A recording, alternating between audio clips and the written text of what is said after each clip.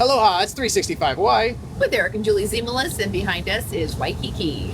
And we are not in our hometown of Kona. We are here because we're going to kind of do what's it like having healthcare problems here on the Big Island and having to go to Oahu. For a variety of people who are considering moving to the Big Island, and we talk about how you have to go to Oahu for some specialized healthcare, so you guys can see kind of what we're going through. Right, so let's dig into it.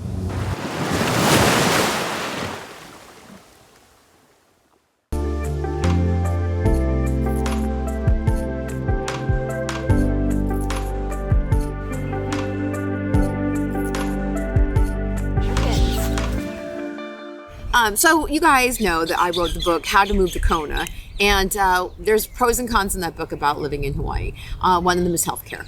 And we talk about it in our videos, and we've written blog posts about it, but now we're in the middle of it, right? That's right. So I wanted to talk to you guys a little bit about, especially as being a spouse here, that I have had skin cancer and gotten a chance to come to Oahu and have Mohs surgery. And then a Mohs surgeon actually showed up on Big Island, so that's good. So there are specialists that are trying to come on over, at least for a short amount of time. But when you are in a situation like the one that Eric has been in, trying to get tests and diagnoses and first appointments has been kind of difficult these last few weeks. So this is where we tell people this is what's happening, and they kind of say, okay, welcome to Big Island.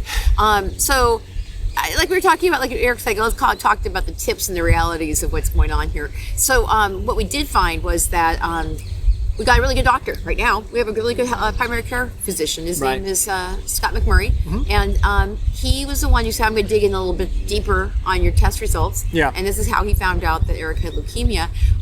But when Eric was sent over to get more testing, a CT scan, after his Mohs doctor said, hey, you need to get a CT scan because you've got a lump on your neck. Okay, that was terrifying enough to hear. And then it took a long time, it seems, in our minds again. For us, you know, if you guys have ever been through this, when someone diagnoses you with something and says it may or may not be, go get it tested and find out the truth. The time that you have to wait can be agonizing. And so I think our healthcare providers also, for the people we had to talk to, I'm sure that they get a lot of people who are angry and scared. But the tip is, show up and go and ask for those appointments. So tell them what happened with the CT scan. Right. So we needed a CT scan, and nobody would call us back. You know what I mean? They put the order in, and nothing happened. And this is Kona Community Hospital. And so what we said is, let's just go show up. And so we showed up, and they were kind of funny. They're like, oh, you want a CT scan today? You can go to the emergency room. And I'm like, whoa. Yeah, but remember what they said about that? Yeah. It's like $3,500 to get well, that's why we said that, because it's exorbitantly expensive. And so then we did so when we met with the person who scheduled, it was the scheduler, she literally had a packed stack of applications that were this big. It's like a movie, you guys. To get a CT scan. We're like, well, my doctor sent it in like 3 days ago, and she said, well, let me go and get the things that have been sent in the last 3 days. And literally, it was like seriously out of a movie, like Office Space. She comes out and the stack is this big, and then slowly she starts going all the way to the very bottom. And I'm like, really? I mean, what the heck? And then she got to the very bottom and says, oh yeah, here's yours. I'm like, how could that have possibly been missed? Yeah. But so then this are the little tips on how to get it wrong. Since I was there and I had a rapport with her, I was nice to her, we talked, everything like that, talked a little story, everything was good. She said that she would take care of me and make sure that I got seen. And you know what? 2 days later, I got a CT scan, and it was really good. So it's how you get around it. And like example, the doctor we have is a concierge doctor, and I have the ability, just like a regular doctor, to be able to call him up at any time. And a concierge doctor just means that you can. You pay for one monthly fee, and then you can go in and see him as much as you need to during the first of the month. Yeah. So that worked out. Pretty well. And, yeah. But when Eric says that she saw him right away, again, it took 2 days. I'm going to say, you guys, one thing, patience. Patience is key in Hawaii, because obviously 2 days to some people, let's say, like, in Phoenix, where they've got like, a clinic on every corner. Here, that's just what it is. And we were happy to have it. So let's widen out the story a little bit. One of our issues on the Big Island is the entire island has about 200,000 people on it, okay? And that's just not big enough to have enough of healthcare professionals to make it worth their while because of all of the ways. So you kind of have to figure out ways around it. Example of that, the Mohs surgeon that I got a chance to see, he's there once a month, and his other office is in Beverly Hills, right? And he comes out here because he wants to play golf, and he will schedule 14 people a day, and he starts them at 7:30, and by 11:30 they're done. And it's just an amazing way to cut, and what it is. And he is like the savior to the people who have extreme skin cancer, because he's also an amazing plastic surgeon. I mean, look at Eric's face. Just a few weeks ago, he had 33 stitches on his face. That guy, Dr. Moy, right? Yeah, Dr. Moy. Yeah, he's a good guy. Yeah, definitely. But then also another thing. Then when Eric was diagnosed, then we had to try and get into a hematologist here in Oahu, and that took over a week. Yeah, it took a long time. But I'll say this, once we see this doctor in Oahu, we get kind of a general plan. There is a specialist on the Big Island in Waimea too. So there are ways of getting around. It's not quite as bad. And also, we're kind of a hit and miss in terms of what area of expertise. There's some we're really good at and some we don't have. It just depends on who's living at the island at the time to make it happen, right? Yeah.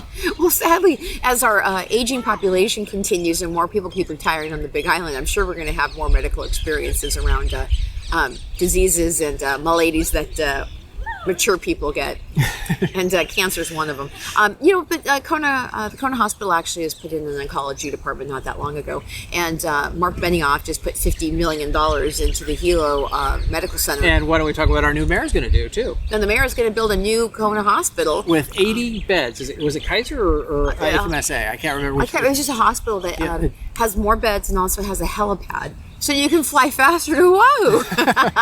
Because if you are having a heart attack, or if you have a brain hemorrhage, or you have something that's absolutely crazy and you have to get really intense medical help, you're probably going to fly to Oahu. And that's why we're here. Because this is going to probably be the place that you're going to end up. And there is some really, really great doctors here. So at least we're not, if we had to fly to Los Angeles, which some people do, that would be a different story. But this is a half an hour plane ride. And if you're in Kaiser, they basically pay for you to fly here, and they spend, if you have to spend the night, they pay for your hotel. So you can get in and out probably within a day, and you're within just a few minutes of the hospital, the Honolulu airport. So some people said, in fact, my friend Lance, he said that it takes almost as long to drive to Hilo as if you got on a plane in Kona and came to Oahu. And you know what? I don't believe that at all, but that's okay. It's really great to say that, but it's a big deal getting here. Like we today was weather day on the plane, so they had to they slowed our plane down by 10 minutes during flight time because they couldn't get the runway. They had flooding on the runway. Is that what happened? On the runway. So they had to sweep the runway off. So while we're flying around, they're out there with their little sweeper. This is island living, guys. Island living. All right. So then let's talk a little bit. So then the other question is, well, what kind of insurance do I get? Right? Do you get a Kaiser? And a lot of people have Kaiser, and a lot of there's two types that really work pretty well there. And HMSA, which is Blue Shield or Kaiser. Those are the big ones. If you want good care. Some people on the island, use Quest, and they go through different parts of the island's, system like that. And also, some people are just paying out of pocket. Yeah. Right. So, so we have a variety of naturopaths on the island. But the thing is that I've heard this numerous times. That the Kona Community Hospital is old. It's an older hospital. It was probably built back in the 50s. And some people said, do you really want to be in on those kinds of equipments? Well, they've been upgrading the equipments, but it's not a brand new hospital. This is not the Mayo Clinic, guys. And this goes back, there's only 200,000 people on our thing. We're rural. That's what it is. It's a rural hospital. So, so now the question is, what do you have, and is it worth coming if you're sick? You know what I mean? Yeah. Is it one of those, one of those things? Yeah. We had somebody who was moving to the island, and she said her husband had a variety of issues, and she needed a nephrologist, which I think he had kidney problems, and then also a pulmonary specialist because he had some problems with breathing and with heart issues, a cardiologist, and I think a urologist. There's a lot of audiologists. Yes, is what it is. So they decided that if they were going to live anywhere, they had to live next to Hilo Medical Center and be close to the Hilo Airport, because that's the realities of what happens when you come with those kinds of issues to the Hawaiian Islands. But also on the other side, which I'm going to go back to the positive side of this, is that we've been living on the island for 20 years, and we've never been life flighted to Oahu. As a matter of fact, I don't know very many people that have, to be honest with you. Right. You know it's like, well, do you have insurance? If that's the thing, if you think might happen to you, you can get insurance to get life flighted. But we eat well, we exercise, we eat from the land a lot, we stay away from processed food, we always go out, we exercise, and we keep a good attitude. Okay, so the new one we just heard recently is on top of all of that, they're saying that alcohol is bad too. So. He's looking at me. So I had dry January, and I'm going to try through dry life. But that's been a changing thing, because once Eric got diagnosed, alcohol has been tied to cancer, and I don't want to go through, that. And having a couple glasses of wine every night, it's fun, but not necessary. So I'm in the non-alcoholic beverage aisle at Target, looking at different opportunities. But I have to say that I do feel better. I've been without wine for a month, and I have to admit there's some clarity issues. I have better sleep, like they said, and I think I've lost 2 pounds. But the key is, though, is that as I approach 60, and so does Eric, maintaining our health, and the cost of healthcare is mind-boggling. The answer is you're much better trying to stay healthy through the beginning than trying to get to the end and catch up. Yeah. Because it's just too hard. Yeah, we have a friend that her dad has Hodgkin's lymphoma, and she is looking at a treatment that is $30,000 a month. And that just seems overwhelming. And since Eric and I are both realtors, that Eric's got HMSA, I've got my concierge doctor experience. And if you're an independent contractor or you own a small business, making sure that you have decent health care obviously is like something that most people say, of course.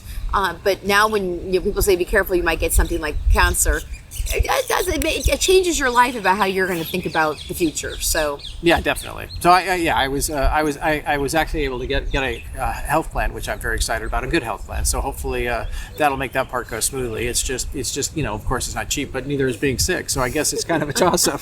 So you see us doing a GoFundMe campaign. There you go. I think that kind of like said what that's happening, and so I think the rest of the day I'm going to take this guy and enjoy the afternoon. Thank you for all of our friends who've sent prayers too. We really appreciate that. Yeah, and all the reaching out. It's been amazing. And again, I'm not saying how great I am because I'm any different than anybody else. I'm just a guy who could just kind of talk about what's happening.